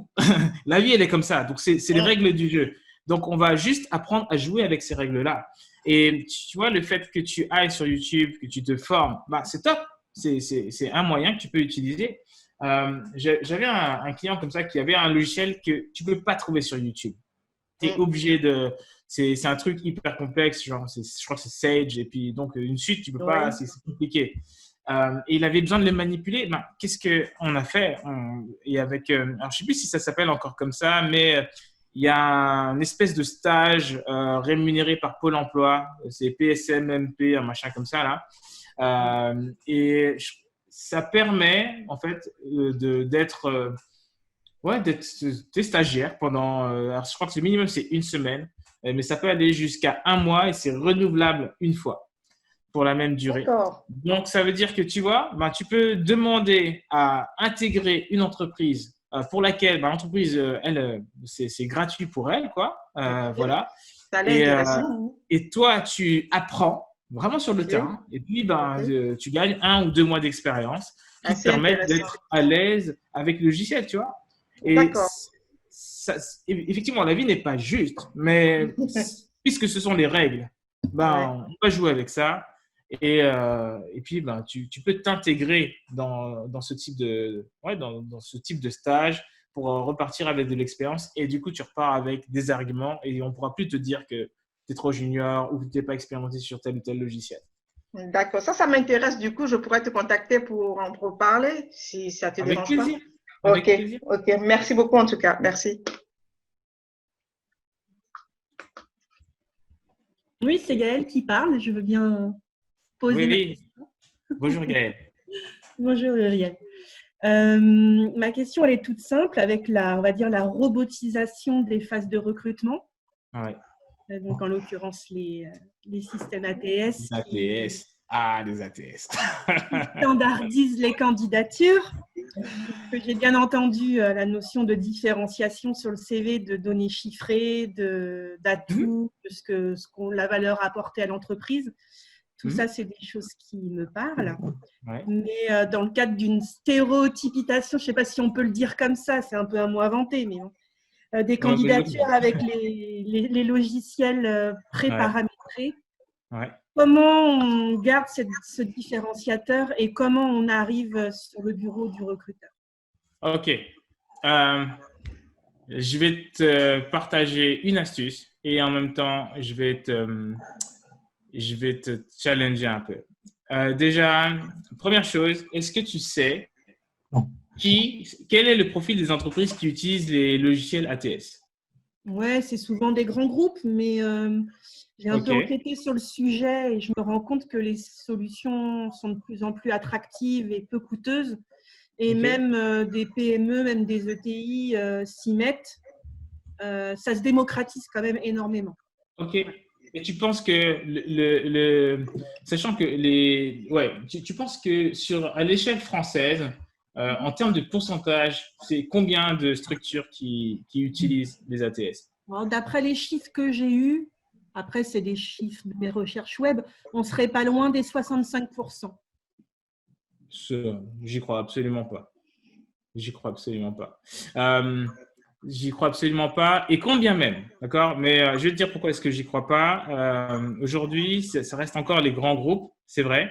Donc, par exemple, les grands groupes, selon les statistiques, on estime qu'il y a 99% des entreprises, ce sont des PME, PME, TPE. Le reste, ce sont des grands groupes. Donc, il n'y en a pas tant que ça déjà. Maintenant, même si on estime que sur les 99% de PME, TPE, et ça me paraît énorme, qu'il y ait 10-15%, bon, on est en dessous des 20%. Ça, je pense que ça reste vraiment fiable. Maintenant, combien même il y aurait 65%, même si j'y crois absolument pas, combien même, quelles sont les expressions qui sont cherchées par le site ATS? Est-ce que tu as une idée? Ouais, pour avoir, Olivier le sait, mais pour avoir fait un wording important en passant en revue plusieurs dizaines d'offres à laquelle j'ai répondu ou que j'ai pu voir passer. Donc, je me suis fait une base de données de wording pour les typologies que je vise. Okay. Et avec les attentes, en fait, qui sont spécifiées, qui reviennent souvent avec un wording similaire. Donc, donc voilà, c'est ce que j'intègre au-delà des résultats et autres, ce que tu précisais tout à l'heure, c'est les mots-clés que j'intègre dans mes candidatures. Ok, alors moi je vais te montrer un truc. Est-ce que j'ai le droit de partager mon écran? Oui, il faut que je te donne la main, Uriel. Attends, je vais bien. Je vais te partager un truc. Et c'est une technique que, en général, mes poulains, ils n'ont pas besoin de l'utiliser parce que voilà, on triche autrement et beaucoup plus intelligemment. Mais je vais quand même te la partager et puis à tous. Donc, on va faire ça. Je vais vous partager l'écran. Hop. Et on va partager l'écran numéro 2. Donc là, vous avez une belle page Word. OK. Donc, quand on envoie son CV, sa lettre de motivation, on est généralement en mode PDF. C'est plus sécure que doc en général, mais voilà, peu importe. Donc, imagine maintenant que un des mots-clés, c'est gestion de projet les mots blancs. Informatique. D'accord? Tu as plein de mots-clés. Les ATS vont être sensibles à ça. Bon, ce que tu peux faire, c'est que tu peux décider, par exemple, que je vais mettre… Imagine que là, je suis dans l'entête ou dans le pied de page de mon CV. Ce que je pourrais faire, c'est… On va imaginer que j'ai 40 000 fois… J'ai plein de mots-clés différents. Ce que je fais faire par moment, mais on utilise très très peu cette technique-là, c'est que je vais me mettre en mode, en mode 4. Donc, je peux me mettre comme ça si j'ai envie, l'équivalent d'une demi-page, comme ça, tu imagines, sur toute l'entête. Et puis ensuite, je vais prendre ça et je vais le mettre en blanc. Boum. Comme ça, les mots-clés sont bien là. Le système informatique va bien les lire. Mais l'être humain qui va lire le CV ne les verra pas. Cool. Donc, comme ça te permet de passer plus facilement le filtre des ATS. Mais encore une fois, c'est une technique à utiliser intelligemment. C'est-à-dire que tu ne vas pas mettre tous les mots-clés qui te passent par la tête. Il faut que ça reste pertinent par rapport à ton profil. On est d'accord. Et le plus important, ce n'est pas tellement le fait d'avoir des mots-clés aux bons endroits. C'est vraiment le process de candidature. Et le process tel que je l'utilise aujourd'hui, c'est vraiment d'avoir au téléphone le décideur opérationnel, celui qui recrute. Et d'avoir un rendez-vous avec lui au téléphone avant de postuler et de faire en sorte que ce soit lui qui demande la candidature. Donc, quand c'est lui qui demande la candidature, il ne va pas la passer par l'ATS. J'ai des clients qui arrivent même à négocier directement la date de l'entretien avant même d'avoir envoyé le CV. Okay. Donc, tu vois, les systèmes ATS, même s'il y en a 95%, moi, je m'en tape parce que je vais utiliser un process qui ne va pas dépendre des ATS. Ça répond à la question, Gaëlle? Ouais, merci. Cool.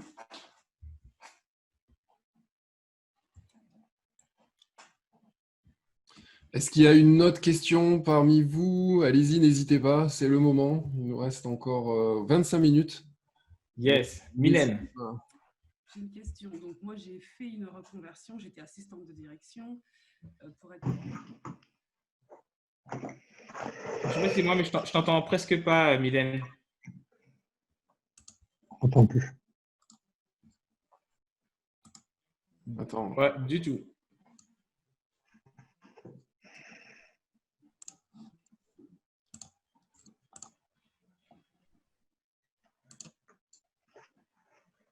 Alors, j'entends des clics. Ouais, c'est moi. Est-ce que tu peux couper le micro de Alain? Parce que c'est toi qui as la main, normalement. Et je me dis peut-être que Alain et moi, on devrait se couper d'être muets. Alors, attends. Du coup, je maîtrise peut-être un peu moins le truc. Mais ce que je vais faire, je te nomme animateur. Je n'aurai peut-être plus besoin. Voilà, comme ça, tu reprends le contrôle, Olivier. Ce sera plus simple.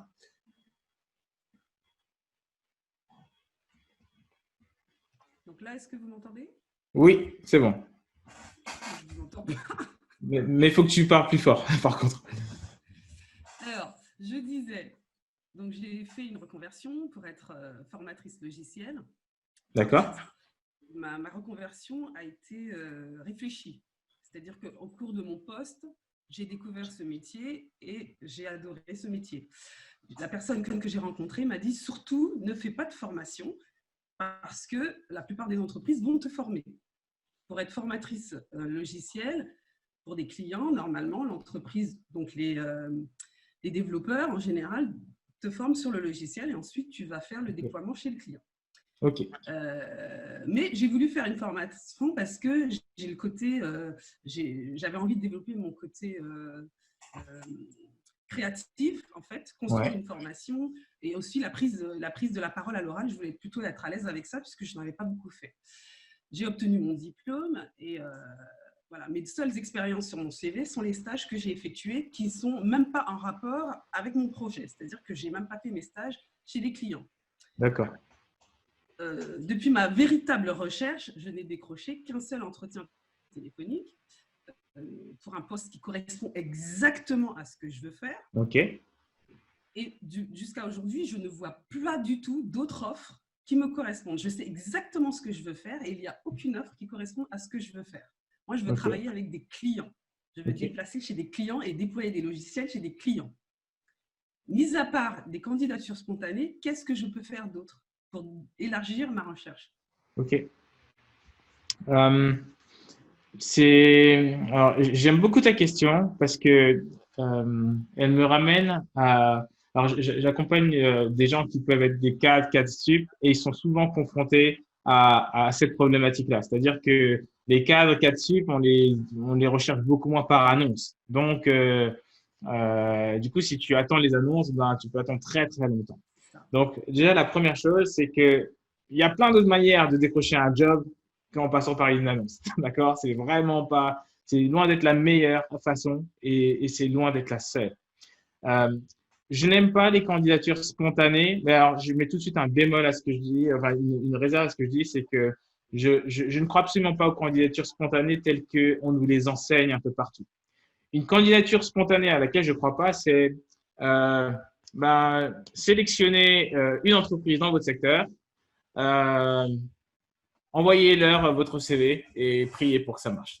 D'accord? Ça, j'y crois pas. Pourquoi? Parce que quand on réfléchit, c'est assez simple.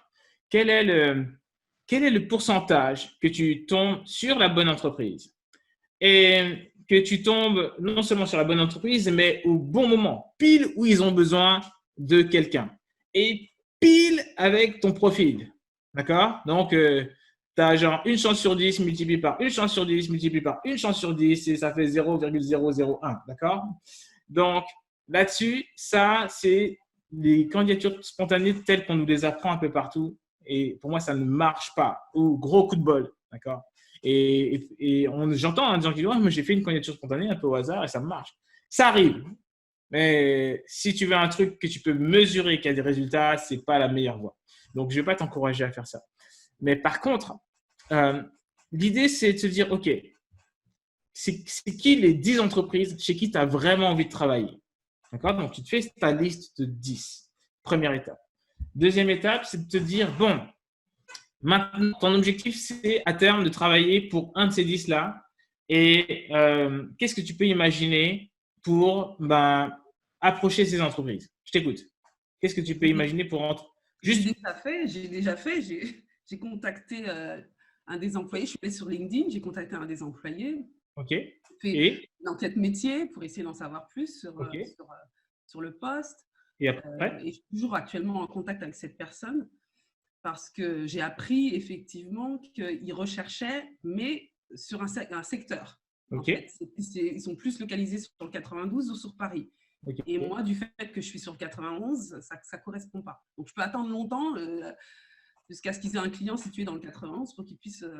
Donc, effectivement, la démarche d'aller vers l'entreprise via LinkedIn, de contacter quelqu'un, de poser des questions pour essayer de savoir, ça, j'ai trouvé que c'était génial et c'est ce que je priorise actuellement. Je choisis les entreprises et j'essaye d'avoir une approche comme ça pour essayer d'être en contact avec une personne qui pourrait me donner des éléments. OK, donc là, tu arrives dans une impasse. Et ensuite, qu'est-ce que tu peux faire? C'est là, oui, effectivement, je suis bloquée. OK. Bon, c'est pas la fin de la voie, tu vois, à ce niveau-là. Si, imaginons, donc déjà, j'en ferai pas une, j'en ferai plusieurs. Parce qu'effectivement, moi, je parle dans ma méthodologie de la logique du pêcheur expérimenté. Le pêcheur débutant, il vient avec une canne à pêche, il vient à un endroit, il pose ses fesses et il attend. Okay. Celui qui est un peu plus expérimenté, il vient avec plusieurs lignes et il va en poser une là, il va en poser une là, il va en poser une là, il va prendre un café avec son pote, il va discuter et puis il surveille en même temps les lignes. À un moment donné, il y en a une qui bouge, il va aller, tu vois, mais il en a posé plusieurs et il surveille, tu vois. Et donc, l'idée, c'est ça, c'est d'appliquer ce principe-là avec les entreprises que tu veux travailler. Parce qu'effectivement, il faut que tu saches et que tu acceptes que tu vas faire une action qui peut ne pas avoir de résultat. Mais par contre, tu as beaucoup plus de chances d'avoir au moins un résultat si tu as 10 cannes à pêche. Okay? Donc, déjà, ça, c'est la première chose. Ce qui fait que s'il y a une voie où il y a une pêche, il y a une canne à pêche qui ça ne mord pas, tu en as obligatoirement au moins une autre où ça va mordre. Donc, ça, c'est la première des choses. Ensuite, si tu as une canne à pêche qui ne mord pas, bon, qu'est-ce qui t'empêche de voir avec ces gens-là s'ils n'ont pas dans leurs contacts, dans leurs partenaires, dans leurs clients, des gens qui pourraient avoir besoin de toi, des gens qui pourraient être intéressés par ton profil. D'accord? Et en fait, ce faisant, tu peux rebondir. Donc, c'est comme si sur ta canne à pêche qui ne répond pas, tu en mets une deuxième, mais avec un autre appât. Et qui va attirer peut-être, c'est plus une carpe koi, ça va être un autre poisson qui va arriver. Okay. Et l'idée, c'est ça, c'est que quand on est en recherche d'emploi, ce qui est hyper frustrant, c'est, et j'ai rencontré beaucoup de gens qui étaient un peu comme ça, qui se disaient non, mais moi, je prends une seule canne à pêche parce que je n'arrive pas à me focaliser sur plusieurs en même temps. Je fais une. Mais le problème avec cette stratégie, c'est que quand ça ne mord pas, on est là un petit peu bête et on ne sait pas quoi faire d'autre. Alors que quand on a plusieurs, tu peux rebondir, tu changes, etc. Donc, je te conseille vraiment même si ça ne mord pas, demande-toi, tiens, avec qui je pourrais entrer en relation, avec qui ils pourraient me mettre en relation, eux, parce que moi, je cherche quelqu'un qui est plutôt dans le 91. Voilà, déjà, ça te permettrait de ne pas terminer dans une impasse, mais de rebondir. Et si tu as plusieurs cannes à pêche, un coup, tu es sur celle-ci, un coup, tu es sur la 2, un coup sur la 4, un coup sur la 6 et tu es toujours en mouvement. Je disais juste avant que les annonces, ce ne sont pas, pour moi, la meilleure… c'est pas la meilleure façon de trouver un emploi. Je pense que c'est la pire, en fait. Et c'est un petit peu comme, par exemple, c'est comme le Bon Coin. Quand vous cherchez une maison ou un appartement, surtout dans l'acquisition, on voulait acheter un bien. Ce qui se passe, c'est que le temps que c'est sur le Bon Coin, en fait, souvent, le bien part. Et en fait, quand j'étais en train de chercher un bien, je me suis rendu compte que les agents immobiliers communiquaient d'abord sur Facebook, dans leur groupe. Et puis, si ça restait ou s'il n'y avait pas de réaction, ensuite, ils mettaient sur le Bon Coin. Donc, le Bon Coin, c'est les miettes. En fait. Les annonces, c'est un peu pareil. C'est un peu les miettes. faut savoir que si tu fais cette approche de candidature spontanée, mais un peu plus stratégique, parce que justement, tu vas faire des enquêtes métiers, tu vas pouvoir mesurer les opportunités. Ben, l'idée, c'est que tu te retrouveras toujours dans une situation où tu auras du choix, le choix des personnes que tu veux rencontrer. Et il y a aussi une chose, c'est que tu vois, quand tu fais du réseau de cette manière, ce qui est vraiment, vraiment important, c'est de toujours être, j'ai envie de dire, il faut toujours être un peu flou sur le fait que tu es en recherche d'emploi. Parce que les gens, quand on leur dit, ben oui, en fait, vous êtes sans emploi. Ah, en fait, vous voulez un emploi. Bon, ben non, il faut contacter la DRH, etc. Et là, on te renvoie dans les corps.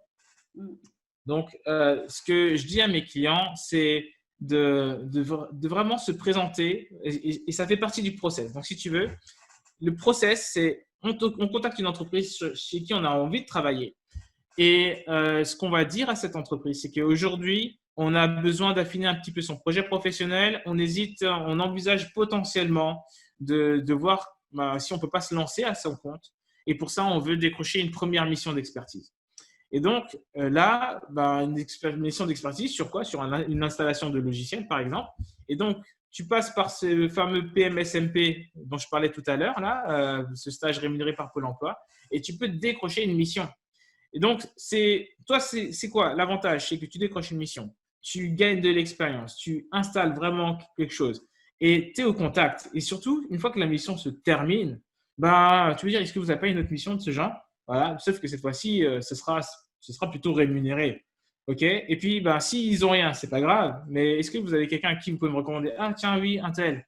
Et là, tu peux comme ça papillonner d'expérience en expérience. Et en général, à la deuxième ou à la troisième au plus tard, mes clients décrochent le job. OK? Parce que là, c'est vraiment en plus, c'est créé sur mesure. Donc, la démarche réseau, pour moi, ça reste la meilleure façon de trouver un job. D'accord. Super, merci beaucoup Uriel, c'est compris, c'est nickel. Il y avait des questions dans le chat. Je ne sais pas si quelqu'un voulait parler en particulier, là, juste à l'instant. Non, j'avais noté 3 questions remontant tout le chat. Il y avait une personne qui voulait te parler un petit peu des entretiens, que tu focuses un peu plus sur les entretiens. Il y avait une histoire, Katia vient de lancer l'histoire elle travaille dans la finance, dans la comptabilité, elle n'ose pas trop mettre des chiffres dans le CV, donc comment faire? Et une troisième question qui était comment remettons en cause ses croyances? Donc là, j'ai noté, c'est Gaël qui l'avait. Voilà. Donc, si on peut aborder ça rapidement, parce qu'il nous reste 10 bonnes minutes. D'accord. Alors, je vais prendre la question de l'entretien. Elle est trop vaste. Elle est trop vaste. Si je demande, est-ce que tu peux me parler de fromage? En fait, ok, il n'y avait pas de précision pour l'entretien, mais on va dire, voilà, qu'est-ce qui fait qu'à un moment donné, tiens, par exemple, on parlait de pitch, j'avais fait un live sur un pitch, là, sur tiens, on va dire comment. La première question, j'aime bien dire quoi? La première question, quelle que soit la question, j'aime bien dire que c'est le moment de pitcher. Voilà. Présentez-vous, pourquoi êtes-vous intéressé par notre entreprise, etc. Toi, quelles sont les techniques que tu enseignes en coaching pour que les gens pitchent en fait? Il y a quelque chose, je pense que beaucoup de gens passent à côté. En fait, il faut bien comprendre que les entreprises embauchent pas la personne qui est la plus compétente, pas forcément celle qui se vend le mieux, mais c'est souvent le cas. Mais par contre, ils vont embaucher la personne qui correspond le plus à la vision de l'entreprise. OK? Donc, déjà, quand vous en êtes à l'étape de préparer le CV ou quand vous en êtes à l'étape de passer l'entretien, posez-vous la question, quelle est la vision de l'entreprise? J'ai une cliente en ce moment qui veut atteindre un poste de directrice générale. Et il y a une entreprise qui recherche ce type de profil. Et la vision de l'entreprise, alors ils ne vont pas utiliser le terme vision, c'est vraiment moi qui le formule de cette manière, mais ils vont dire, voilà, notre objectif, c'est d'être un biocluster de visibilité mondiale en 2030. D'accord? Donc ça, c'est la vision. Donc tout le reste, en fait, là, prendre part aux trucs stratégiques, gérer les équipes, etc., Ça fait partie du truc, mais la vision, c'est être un biocluster en 2030. Donc, si je suis le candidat, je vais construire tout mon argumentaire, tout mon discours sur ça. D'accord? Et donc, je vais me poser la question, OK, qui j'ai aidé dans mon parcours? Quelles sont les entreprises que j'ai aidées à atteindre un niveau de visibilité mondiale à une échelle? Yes, c'est ça. Qui j'ai aidé à atteindre un niveau de visibilité mondiale? Qui j'ai aidé à devenir un leader sur son marché? Et parce que ça, c'est la vision et c'est ça qu'il faut que je mette en avant en premier. Et les gens cherchent quelqu'un qui va pouvoir contribuer de façon hyper efficace à la vision. Donc, je vais orienter mon CV de cette manière et je vais orienter tout mon discours en entretien sur ça. Et ce qui fait que ça détermine le pitch, en fait. Et je vais pouvoir dire, bon, vous voulez que je me présente? Très bien. Écoutez, ce que je sais de vous, c'est que vous voulez être un biocluster de classe mondiale en 2030. Et c'est pour cette raison que je suis devant vous, en fait. J'ai vraiment à cœur et envie de vous aider à faire ça. Et je suis là pour vous convaincre. Et ce que je peux vous dire, c'est que dans mon parcours, j'ai accompagné 4 types d'entreprises. Et la première, notamment, devait, par exemple, être leader sur son marché à l'échelle 2015. Et nous, on était positionné 7e mondial. Et en l'espace de 2 ans, on a passé la première place. Et voilà comment j'ai fait. Voilà comment j'ai fait. Voilà comment j'ai fait. J'ai une autre entreprise qui avait une taille un peu similaire à la vôtre, où il fallait être leader à l'échelle européenne en l'espace de 6 mois. Il y avait un contexte qui était compliqué, il y avait ceci, il y avait cela. Mais on a mis ça en place en action. J'ai restructuré les équipes, j'ai rechangé la vision. On a fait ça. Et au bout de 6 mois, on est devenus les numéros 1 de façon incontestée. On a eu telle chose qu'ils nous ont. Et donc, je vais complètement orienter mon pitch sur la vision. Donc, si vous voulez être hyper efficace en entretien, il faut que le recruteur se dise, cette personne-là est certainement la mieux équipée pour nous emmener là où on veut aller. Okay? Et donc, s'il y avait une chose à retenir, je pense que ce serait ça. Une deuxième que je déplore, que je vous balance vite fait, c'est souvent en entretien, les gens attendent les questions. Ça me rend juste malade. Quand je dis les gens attendent les questions, c'est-à-dire que ils vont souvent, comment les gens se préparent, ils vont sur Internet, voir quelles sont les questions classiques. Ah oui, on va me poser ça, on va me ça.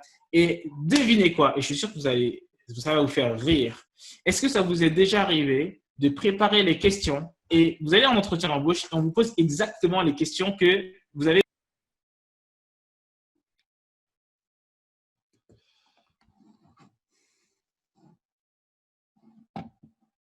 Bon, Uriel nous a quittés. Tu es là, Uriel? Oui, je suis là. Ok, super. Okay. Okay. On était accro là. Ça, c'était du teasing. Donc, je disais que ça vous est certainement jamais arrivé de préparer la veille les questions qu'on va vous poser en entretien et de tomber et que, comme par hasard, le recruteur vous pose exactement les mêmes. D'accord? Je pense que ça vous est jamais arrivé, ça. Et ça n'arrive pas parce que, en fin de compte, il y a des centaines de questions qui peuvent vous être posées et vous n'avez pas la possibilité de préparer toutes les questions qui vous seront posées. Par contre, vous avez la possibilité de préparer toutes les réponses que vous allez donner. Et ce qui veut dire que pour les gens que je prépare aux entretiens, en fait, ils vont pouvoir choisir l'ordre du jour, indépendamment des questions qui sont posées. Je vous donne un exemple. Si maintenant, imaginons que vous avez réussi à résoudre une crise majeure dans votre parcours. Vous avez 2 options. L'option A, c'est attendre que la question arrive. Et du coup, vous attendez que le recruteur vous dise explicitement est-ce que vous pouvez nous parler d'une crise que vous avez résolue? D'accord? Et le pourcentage de chances qu'elle arrive, celle-là est peut-être assez faible. Et du coup, si vous l'attendez, elle n'arrive pas et vous repartez frustré. Mince, si seulement j'avais pu leur parler de ça, j'aurais pu faire la différence, j'aurais pu marquer des points. Okay? Sauf que là, cette option n'est pas intéressante. Mais la deuxième option, c'est de se dire, OK, quoi qu'il arrive, je vais parler de cette expérience. Donc, si maintenant on vous dit, est-ce que vous pouvez vous présenter? Oui, très bien, mais je m'appelle Uriel Méniassan. Il y a une chose à savoir à mon sujet, c'est que je suis quelqu'un qui sait parfaitement gérer les crises. Par exemple, et là, je raconte mon histoire. OK? Si on me demande, c'est quoi vos qualités? Une de mes qualités, je dirais que c'est que je sais parfaitement gérer les crises. Et par exemple, et là, je raconte de nouveau mon histoire. Si la question c'est, est-ce que vous pouvez me parler d'un truc un peu hors du commun que vous avez eu à gérer, un truc un peu atypique vous concernant? Écoutez, oui, je peux vous parler d'une crise que j'ai eu à gérer, par exemple, et là, je raconte à nouveau mon histoire. Si maintenant, on me dit, je pense que vous êtes quelqu'un de bon, mais vous m'avez l'air un peu pas suffisamment expérimenté, pas suffisamment opérationnel. Je dis, ouais, je peux comprendre que mon profil peut vous faire peur, mais ce que je peux vous dire, c'est que vous avez besoin de quelqu'un qui sait parfaitement gérer les crises. Et par exemple, et là, je raconte mon histoire. Donc, vous voyez, en fait, peu importe les questions qui sont posées en face, ça va être à vous de décider de quoi je vais parler. De quoi je vais parler? Je vais parler de cette crise-là. Je vais parler de cette erreur stratégique que mon boss avait fait et qu'on a su rattraper. Je vais parler de cet événement qu'on a organisé et qui a failli faire un flop. Je vais parler de ça, ça, ça. Et du coup, peu importe les questions qui tombent de l'autre côté, vous savez comment rebondir. Donc, ça, c'est vraiment important pour l'entretien. Et moi, j'appelle ça la dictature des questions. Donc, il faut absolument s'en émanciper. D'accord? Et du coup, c'est vous qui avez le contrôle de l'entretien. Donc, je pense que je vais refermer la boucle sur l'entretien et on va passer à la question suivante, qui était… J'ai perdu le chat, du coup. Alors, il y a des chiffres dans le CV, comment faire quand c'est un peu confidentiel. Oui, c'était Katia, ça. Voilà, c'était Katia. OK.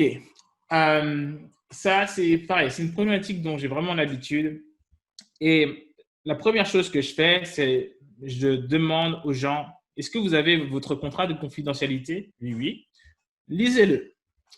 Et déjà, on va dire qu'une fois sur deux, les chiffres qui s'imaginaient qu'ils n'avaient pas le droit de parler, ils peuvent en parler parce qu'ils ne rentrent pas dans le truc. Donc déjà, il y a ça. Ensuite, vous n'avez pas le droit de communiquer les chiffres exacts. Donc, ce que vous pouvez faire, c'est communiquer sur des chiffres différents. Je vais vous donner un exemple. Imaginons que vous n'avez pas le droit de communiquer sur un chiffre d'affaires d'une société, par exemple. OK. Mettons que ce chiffre d'affaires était de, 427 000 euros, 350. OK. Ce que vous allez faire, c'est que vous allez, j'appelle ça le mensonge par défaut. Donc, on va prendre un chiffre qui est proche de la réalité, mais qui est en dessous de la vérité. Et donc, pour un recruteur, si vous expliquez que l'entreprise faisait autour de 400 000 euros ou plus de 400 000 euros, ça passe. Ce n'est pas les chiffres officiels. D'accord? Donc, vous pouvez utiliser cette petite astuce simplement pour parler des chiffres. Donc, soyez un peu plus vague. Et puis, certains de mes clients, ce qu'ils ont fait, c'est qu'ils ont ajouté sur leur CV une petite ligne qui disait que par souci de confidentialité, je ne peux pas communiquer tous les chiffres. Mais voilà, je pourrais vous en dire un peu plus de vive voix lorsqu'on va se rencontrer, par exemple. D'accord? Donc, ça, c'est quelque chose que vous pouvez utiliser. Puis, en entretien, pareil, écoutez, j'aimerais bien vraiment répondre à vos questions, mais par rapport à ça, je ne peux pas vous répondre de façon vraiment précise, mais je peux au moins vous donner un ordre de grandeur. C'est ça. OK? Excellent. J'utilise aussi les pourcentages. Je suis comme toi, hein, j'appelle ça ordre de grandeur. On est là pour donner des ordres de grandeur. On s'en fout de savoir si c'est 15 voitures, 20 voitures que tu as vendues. C'est une vingtaine de voitures. Exactement. C'est comme les stades du jardin tout à l'heure. C'était 11 stades de foot. Mais si c'est 11 ou si c'est 9, ça ne change pas grand-chose en fait. C'est juste que dans votre tête, ça vous permet de vraiment donner un ordre de grandeur justement et que la personne ne soit pas en train de minimiser vos compétences. Excellent, génial. Et la dernière question qu'on avait là, qui est remontée dans le chat, c'était comment remettre en cause ses croyances? Ah, alors ça, c'est un process. Ça, c'est vraiment un process.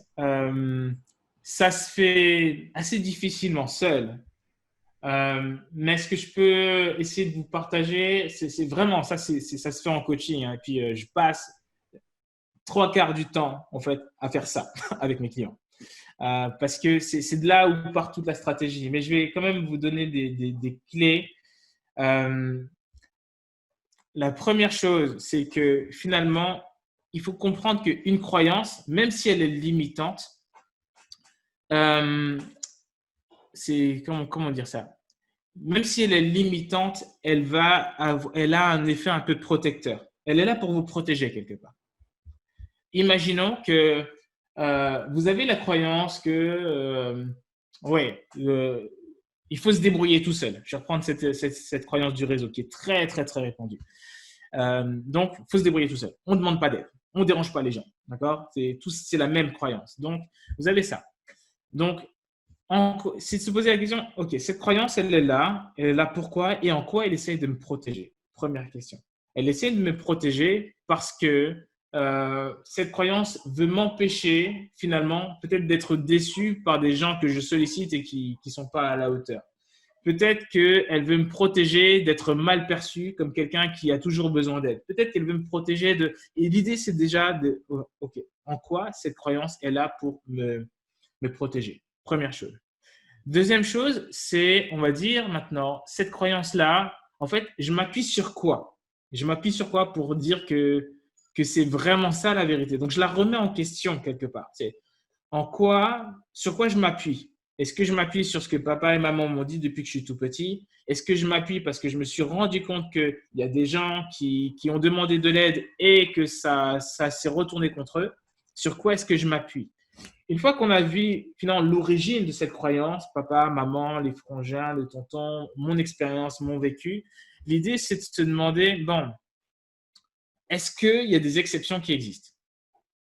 Est-ce qu'il y a des exceptions?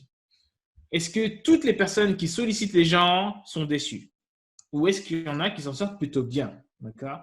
Et une fois que ça c'est fait, eh bien, on va commencer à rationaliser. Mais pourquoi ces personnes s'en sortent bien en fait? Et finalement, remettre en question une croyance, c'est juste se poser la question, et si c'est ce que je crois depuis des années n'était pas toute la vérité? Et si je pouvais solliciter les gens sans être déçu? Et c'est vraiment ça, c'est douter, exactement, c'est ce que vient de dire Florence dans le chat, c'est douter de ses croyances. Donc, on va juste mettre un doute. Et plus ce doute, on va l'appuyer, on va y réfléchir, on va chercher des contre-exemples justement qui nous prouvent qu'on a raison de mettre ça en doute. Et donc là, la croyance commence tout doucement à passer de je veux déranger personne, je veux me débrouiller tout seul à et si je sollicitais des gens. Et moi, ce que je fais ensuite, c'est que j'amène les gens sur des petites victoires faciles. Dire, bah tiens, est-ce que jusqu'à présent, tu t'es toujours débrouillé tout seul? Tu t'es débrouillé tout seul pour apprendre à lire ou quelqu'un t'a aidé? Ah, c'est vrai, oui, c'est vrai que là, on m'a aidé. OK. Tu t'es débrouillé tout seul pour apprendre à conduire, voilà, ou tu as été aidé? Est-ce que ça a dérangé, etc. Et donc, on va chercher à ramener la personne sur du vécu et tout doucement, en fait, elle va se dire, mais en fait, oui, c'est complètement con, en fait, ce que je croyais depuis toutes ces années. Et du coup, on va commencer à se mettre en mouvement. Et c'est là qu'on va commencer à avoir des résultats. Donc là, c'est le processus. Et c'est ça, exactement. C'est 100% de nos mauvaises expériences. On en est revenu vivant, ce que dit Florent, je crois. Et l'idée, c'est ça, c'est de vraiment appuyer sur ça. Et progressivement, c'est beaucoup plus facile de mettre en doute ses croyances. Et quand vous mettez en doute vos croyances, c'est là que vous allez pouvoir ouvrir l'éventail de possibilités et d'opportunités. Génial, merci Uriel, c'est excellentissime. Je bois tes paroles. J'espère que les gens qui sont parmi nous, en profitent aussi, que ça les inspire, que ça leur donne envie de passer à l'action, que ça leur donne envie de changer des choses en eux et puis éventuellement de s'améliorer et d'atteindre la performance qu'ils désirent. Donc vraiment, c'est super, c'est super inspirant. Donc je vois Gaëlle, elle commente. Donc merci à tous. Uriel, merci beaucoup. Je pense que on va s'arrêter là. J'aimerais que ce soit plus long. J'aimerais encore toute la journée là, mais je sais que tu as d'autres coachs, d'autres coachés à gérer, tu as ton entreprise à gérer, ta famille à gérer, etc. Donc, merci beaucoup pour ton temps. C'est énorme. C'est génial. Je sens vraiment la valeur ajoutée là, que tu apportes, tous ces mots, tout ce que tu donnes. C'est ça le côté punch que tu traces dans ton livre et que là, je sens vraiment en toi en live. Donc, merci beaucoup pour ta générosité. Voilà. Donc, merci à tous ceux qui sont venus, à tous ceux qui ont osé venir et participer à ce live parce que c'est pas évident aussi de se dire mais qu'est-ce qui se passe, mais c'est qui ces gens, etc. Qu'est-ce qu'ils vont me dire? Donc, merci à tous d'être présents. Et voilà. Donc, une dernière fois, merci Uriel. Si tu as un dernier mot pour la fin, on est preneur.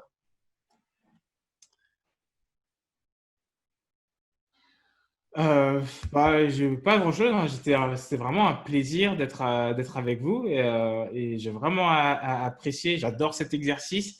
Voilà, si maintenant vous voulez prendre contact avec moi, il y a mon blog carrièrepunch.com ou mon adresse email, c'est uriel@carrièrepunch.com, tout en un mot. Et si vous me contactez rapidement, je peux m'engager à vous répondre. Par contre, si vous venez dans 3 semaines, je pense que je serai passé à autre chose. Donc voilà. Okay. Ouais, il y a Marie-Claude qui présente mon livre. Donc celui-ci là, si vous voulez, continuer à m'entendre en me lisant, ça se passe ici ou là maintenant. Voilà.